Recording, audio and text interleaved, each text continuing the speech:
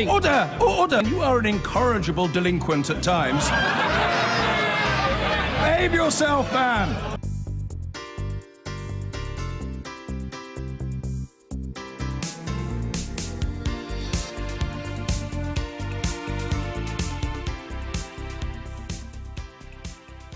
There have been dramatic developments tonight concerning two of President Trump's former senior aides. Michael Cohen, who was his personal lawyer, has surrendered to the FBI and pleaded guilty to fraud and campaign finance charges. Meanwhile, Paul Manafort, the president's former campaign manager, has been found guilty of tax fraud. Our North America editor John Sopel is in Washington. So two of Trump's former senior aides both now facing jail. Yes, extraordinary developments, and this has all happened in the last half an hour. Let's deal with Michael Cohen first. He was the long-standing Mr. Fix-It, the personal lawyer of Donald Trump. It emerged earlier on today that he'd surrendered to the FBI and was doing a plea deal so that he would plead guilty in return for a more lenient sentence. And we thought that would purely be about fraud charges relating to a separate business. But it goes foursquare to Donald Trump's run for the presidency because he's pleaded guilty to campaign finance infractions, and he says that he broke campaign law in coordination with and at the direction of the candidate for a federal office. In other words, Donald Trump was the co-conspirator in this. Now, Donald Trump has paid Michael Cohen for years to make problems go away. It may be that Michael Cohen is about to become Donald Trump's biggest problem. John Sopel, thank you. Right, America now, and one of the men who helped get Donald Trump elected president is tonight facing a jail sentence. Paul Manafort was Mr. Trump's campaign manager. In the past hour, he has been found guilty of tax fraud and bank fraud, 8 counts in all. They relate to consultancy work he did in Ukraine, of all places, rather than anything to do with the Trump campaign itself, but it does call into question the president's judgment in appointing him. It's a really interesting verdict, Nicole, because a short time ago, on 8 charges, Paul Manafort was convicted. A warning shot across the bow of the White House. He is the former chairman of Trump's presidential campaign. For a few months in the summer of 2016, a key figure in Trump's orbit. In fact, only last week, the president was still praising him. He worked for me for a very short period of time, but you know what? He happens to be a very good person. And I think it's very sad what they've done to Paul Manafort. But once the Mueller investigators started looking at allegations of Russian collusion, they soon filed charges of bank and tax fraud against Manafort for activities that predate Trump's presidential campaign. People who have worked with Trump both. He took millions of dollars from his clients, including the pro-Russian former Ukrainian leader Viktor Yanukovych. And Manafort went to elaborate lengths to hide such income from the US authorities. For Mueller, this verdict will give added momentum to his investigation as he examines whether there was active collaboration between Trump's advisors and Kremlin agents. Manafort has tonight suffered the ultimate fall, from the dizzying heights of presidential campaign politics to convicted fraudster. There is also added legal pressure on Trump on a parallel front. Michael Cohen was filmed today waiting outside the FBI's New York office. He was once Donald Trump's lawyer, but is better known as his one-time fixer, the key figure who handled the money and solved the business and personal problems that have followed the president. Today, in a dramatic twist with potentially serious consequences for the White House, he pleaded guilty to charges of fraud and campaign tax violations. The Manafort verdict in Virginia delivered just a few minutes ago, and the Michael Cohen guilty plea in New York certainly greatly adds to the legal and political pressure on President Trump. But the critical judgment still lies ahead. What has Robert Mueller found on collusion? And when will he report to Congress? Robert Moore, News at 10, Washington. In New York and Virginia, separate events have been moving just before we came on air. Potential legal headaches for the president. The jury in the trial of Mr. Trump's former campaign manager, Paul Manafort, has found him guilty on 8 counts out of 18. But those 8 include tax fraud, bank fraud and failure to disclose foreign bank accounts. That's the campaign manager. But meanwhile, Trump's former lawyer, Michael Cohen, this evening has reached a plea bargain with federal prosecutors in New York, and one count there relates to election campaign funding. Mr. Cohen may still go to jail and pay a fine, but he saves money by not fighting, and he gets a potentially better deal than he might have by fighting it in court. Now, most of us are more interested in the president than either Mr. Manafort or Mr. Cohen, and so what does it mean for him? Nick Bryant is outside the court in New York for us. So, Nick, let's look at those two in turn. Let's start with Michael Cohen, because this is the man who paid the money to the model Stormy Daniels. Michael Cohen was the president's former lawyer. He was a vice president of the Trump Organization. He was Donald Trump's Mr. Fix-It, the guy who made problems go away. And an extraordinary court hearing that has just come to an end. In fact, Michael Cohen's just left court to chance of lock him up from some New Yorkers. He admitted guilt to 8 counts. 5 of them were tax evasion. 1 of them was bank fraud. And then it was the 7th and 8th, which were the really explosive crimes that he admitted to.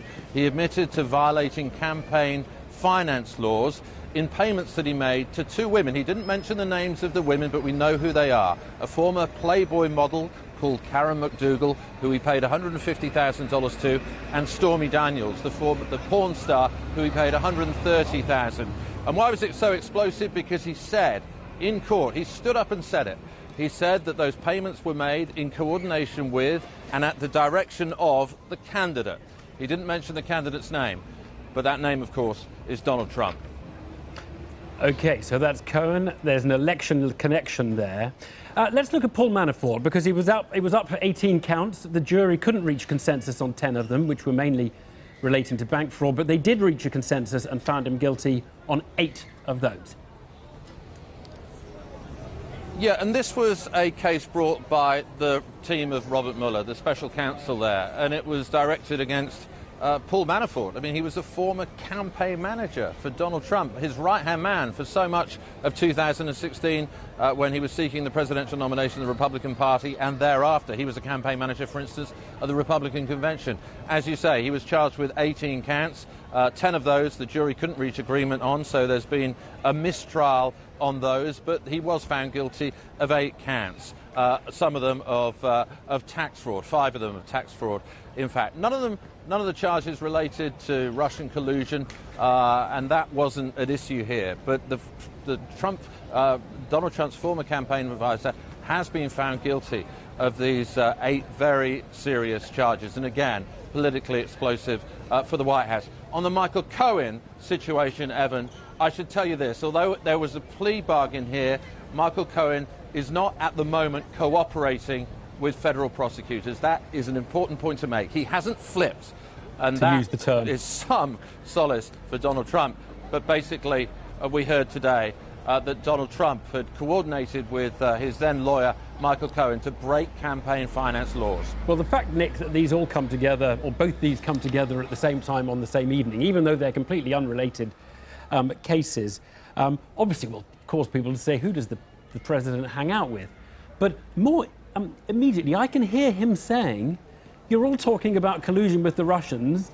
We've still got no evidence of any collusion. Where's the collusion? Where's the evidence of collusion? And there doesn't seem to be any.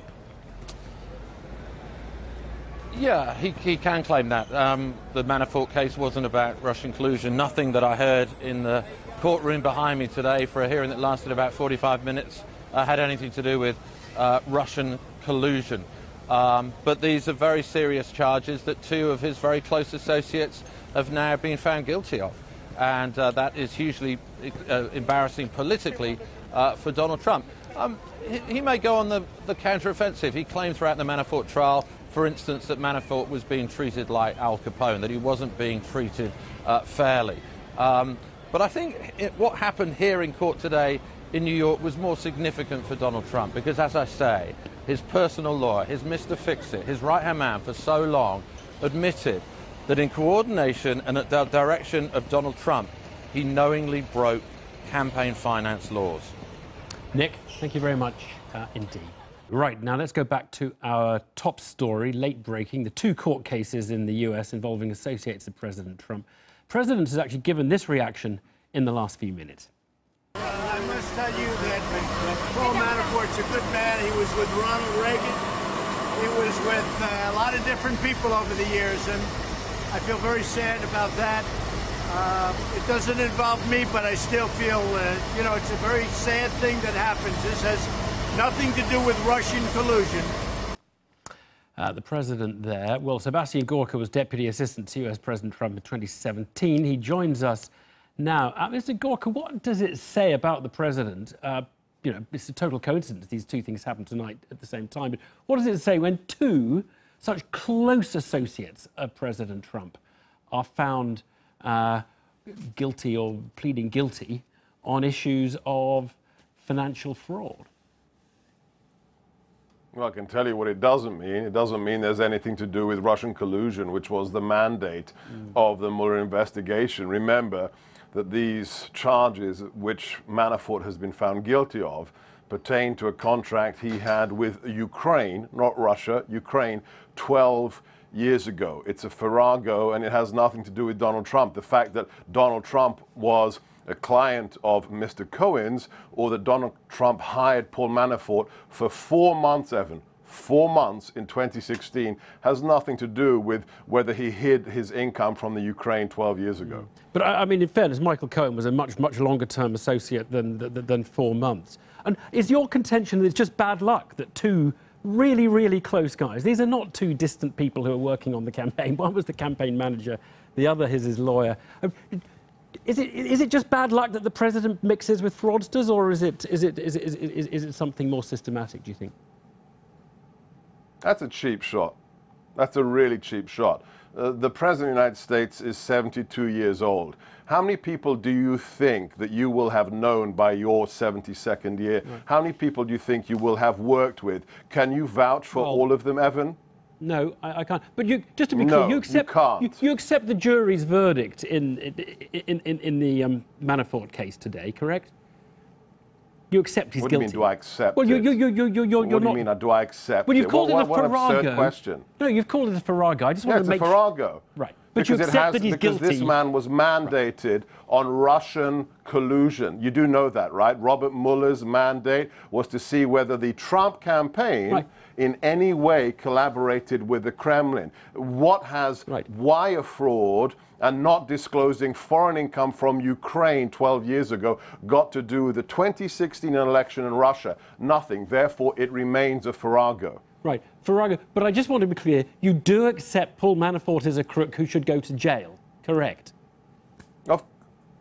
That's how it works in this country. I don't know how it works in the UK, but yes, his peers have found him guilty of wire fraud 12 years ago. Right. One theory 12 years ago. One theory is that President Trump, and he was quite nice about him in the little clip we just heard, one theory is President Trump would say, you know what, I'm going to give Paul Manafort a pardon, presidential pardon. Do you think he would be well advised to do that? Some people have the theory that the moon is hollow. I'm not going to go on BBC to talk about theories.